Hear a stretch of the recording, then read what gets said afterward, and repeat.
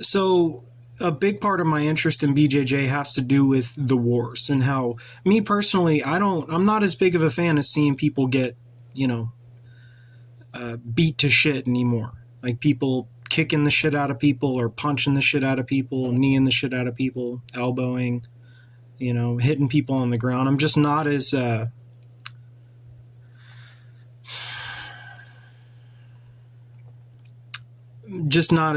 interested in watching it anymore because it's traumatic a little bit for me.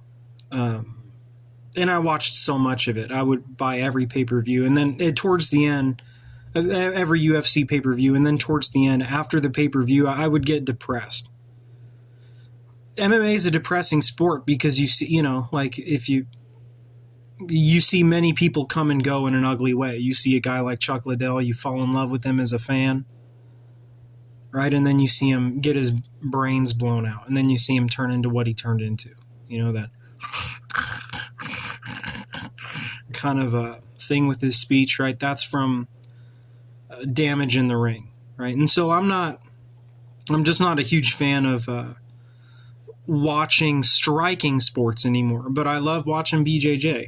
I like watching Craig grappling quintet or, ADCC or the clips they post online of him grappling people in various gyms,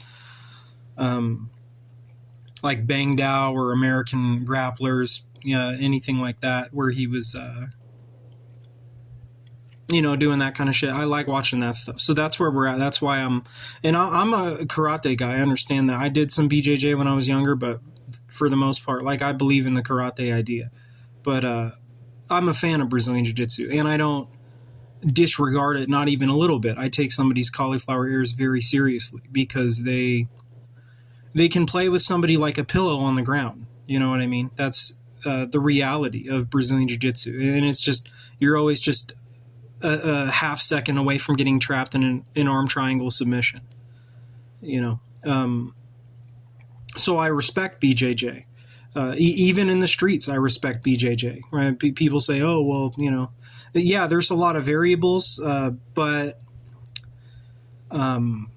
one-on-one, no weapons. I mean, if you have a knife, right? But what I have to explain to BJJ guys, like, is how their sporting habits, the way in which their sporting habits get them screwed up in the street is by them forgetting to strike in the transitions, right? If you have a dominant position and you're in a street fight and it's looking like you could lose from being in top because he's got a knife or he's good at cheating, whatever, you can't forget to strike. So that's, yeah, I mean, there's people talk about all of the in-betweens in Brazilian Jiu-Jitsu, and I definitely acknowledge that, and I don't think BJJ is a perfect martial art, but I think it's a pretty good martial art.